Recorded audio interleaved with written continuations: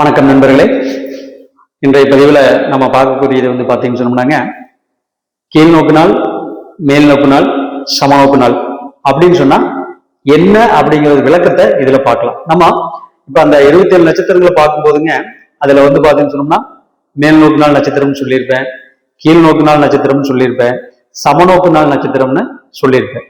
இப்போ இதற்குண்டான விளக்கங்களை பார்த்தீங்கன்னு சொன்னோம்னா இப்போ பார்க்கலாம். இந்த மேல் நோக்கு நாள் நட்சத்திரம் அப்படிங்கிறது பாத்தீங்கன்னாங்க, பொதுவாகவே பந்தா விடக்கூடிய நட்சத்திரமா இருக்குங்க. அதாவது பாத்தீங்கன்னா இது அவங்களுடைய குணம். பொதுவாகவே பாத்தீங்கன்னு சொன்னோம்னா இந்த மேல் நோக்கு நாள் ரொம்ப ஆடம்பரம், கவர்ச்சியாவும், பந்தாவும் விடக்கூடியவங்களா இருப்பாங்க இந்த மேல் நோக்கு நட்சத்திரத்துல பிறந்தவங்க. அதே மாதிரி இந்த மேல் நோக்கு நட்சத்திரங்களை எதுக்கெல்லாம் நம்ம பயன்படுத்தலாம் அப்படிங்கறத பத்தி இந்த பதிவுல நம்ம பார்க்கலாம். இந்த மேல்நோக்கு நட்சத்திரங்கள் நீங்க எதுக்கெல்லாம் பயன்படுத்தலாம்னு கேட்டீங்கன்னா, ஃபர்ஸ்ட் நீங்க பாத்தீங்கன்னு சொன்னோம்னா ஒரு விவசாயத்துக்கு எடுத்துக்குவோம். விவசாயத்துல பாத்தீங்கன்னு சொன்னோம்னாங்க, பூமிக்கு மேல வரக்கூடிய தானியங்கள் என்னென்னலாம் இருக்கோ அதை எல்லாமே பாத்தீங்கன்னு சொன்னோம்னா இந்த மேல்நோக்கு நாள்லதான் நீங்க பாத்தீங்கன்னு சொன்னோம்னா விதைய அந்த நிலத்துல நீங்க போடணும். உதாரணத்துக்கு எடுத்துட்டோம்னா மக்காச்சோளம், கம்பு, அரிசி, இந்த மாதிரி தானியங்கள் எல்லாமே பாத்தீங்கன்னா மேலதான் வருங்க.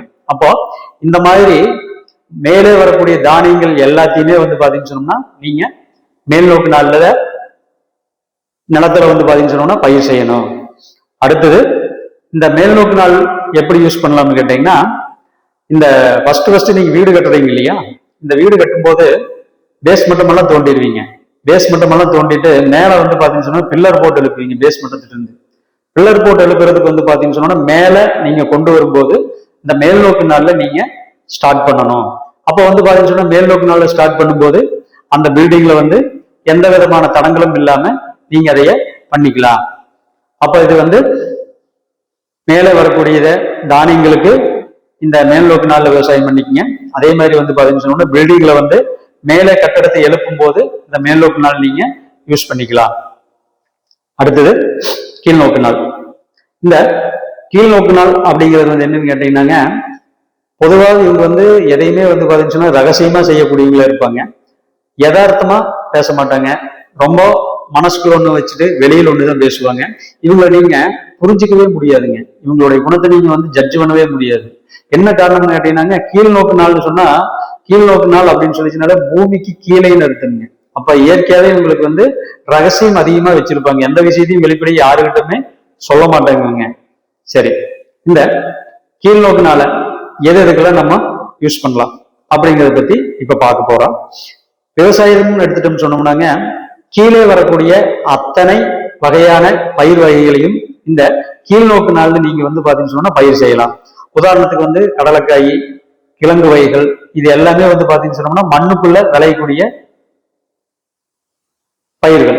அப்போ இந்த மண்ணுக்குள்ள விளையக்கூடிய பயிர்களை எல்லாமே பாத்தீங்கன்னு சொன்னோம்னா நீங்க ஃபர்ஸ்ட் கீழ் நோக்கு நாள்ல பாத்தீங்கன்னு சொன்னோம்னா தானியத்தை நீங்க நிலத்துல போட்டு பயிர் செய்யலாம். அடுத்தது பாத்தீங்கன்னு சொன்னோம்னா நீங்க ஒரு வீடு கட்ட போறீங்க. வீடு கட்டும் போது பாத்தீங்கன்னு சொன்னோம்னா நீங்க எது தோன்றுவீங்க இல்லைங்களா, அதாவது பேஸ்மெண்டத்துக்கு வேண்டி கீழே பில்லர் தோடுறதுக்கு வேண்டி தோன்றுவீங்க. அப்படி தோண்டும் போது பாத்தீங்கன்னு சொன்னோம்னா ஃபர்ஸ்ட் நீங்க ஸ்டார்ட் பண்றதே கீழ் நோக்கு நாள்ல தான் நீங்க ஸ்டார்ட் பண்ணணும்.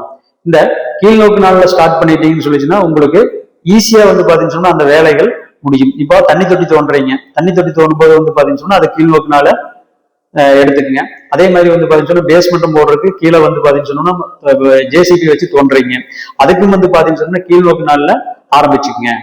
இதுக்கு எல்லாத்தையுமே இந்த கீழ் நோக்கு நாளை நீங்க யூஸ் பண்ணிக்கலாம். அடுத்தது பாத்தீங்கன்னு சொன்னா சமநோக்கு நாள். இந்த சமநோக்கு நாள் அப்படின்னு என்னன்னு கேட்டீங்கன்னாங்க, பெரிய ஆடம்பரமும் இருக்காது, பெரிய கவர்ச்சியும் இருக்காது, எதையுமே பாத்தீங்கன்னு சொன்னா ரகசியம் காக்கக்கூடிய தன்மையும் இருக்காது. அதே மாதிரி பாத்தீங்கன்னு சொன்னா வெளியொன்னு மனசுல ஒண்ணு வச்சுட்டு வெளியொன்னு பேசக்கூடிய தன்மையும் இருக்காது. பொதுவா இவங்க உலக யதார்த்தத்தை புரிஞ்சவங்களா இவங்க இருப்பாங்க. கொஞ்சம் யதார்த்த மனப்பான்மையோட இருப்பாங்க. அதாவது எப்பவுமே ஃப்ரீயா இருக்கும். மனசுல ஒண்ணு வெளியில ஒண்ணு அவங்களுக்கு வச்சு பேச தெரியாது. எப்பவுமே பாத்தீங்கன்னு சொன்னா ஒரே மாதிரி இருப்பாங்க. எந்த டைம்லயும் ஒரே மாதிரி இருப்பாங்க. இந்த குணங்கள் பாத்தீங்கன்னு சொன்னா இந்த மேல் நோக்கு நாளுக்கு உண்டு. சரி, இந்த மேல் நோக்கு நாள்ல நீங்க என்னென்ன பண்ணலாம் அப்படின்னு சொல்லி கேட்டீங்கன்னா, இப்போ இந்த விவசாயத்துல வந்து பாத்தீங்கன்னு சொன்னோம்னா உங்களுக்கு மேல் நோக்கு நாள் நட்சத்திரத்துக்கு தானியங்களை போட்டோம், இந்த கீழ் நோக்கு நாள் நட்சத்திரத்துக்கு வந்து இதை போட்டோம், அதாவது வந்து கிழங்கு வகைகள் எல்லாம், இந்த கடலைக்காய் இது எல்லாமே போட்டோம். இதைய நீங்க அறுவடை பண்றதுக்கு வந்து பாத்தீங்கன்னு சொன்னா இந்த சமநோக்கு நாள் நீங்க யூஸ் பண்ணிக்கலாம். அதே மாதிரி வந்து இந்த சமநோக்கு நாளை வந்து பாத்தீங்கன்னு சொன்னா நீங்க வண்டி எடுக்கலாம். அதே மாதிரி வந்து ஒரு இடம் வாங்குறீங்க புதுசா, அந்த இடத்த வந்து பாத்தீங்கன்னு சொன்னா பத்திரப்பதிவு பண்றதுக்கு வந்து பாத்தீங்கன்னு சொன்னோம்னா இந்த சமநோக்கு நாளை யூஸ் பண்ணிக்கலாம். அதே மாதிரி வந்து ஒருத்தர் முக்கியமான ஆளை வந்து சந்திக்க போறீங்க, அந்த மாதிரி சந்திக்க போறதுக்கு வந்து பாத்தீங்கன்னு சொன்னோம்னா இந்த சமநோக்கு நாளை பயன்படுத்திக்கலாம். இதுதான் இந்த மேல் நோக்கு நாள், கீழ் நோக்கு நாள், சமநோக்கு நாளுக்கு உண்டான விளக்கங்கள் இதுதான். நன்றி, வணக்கம்.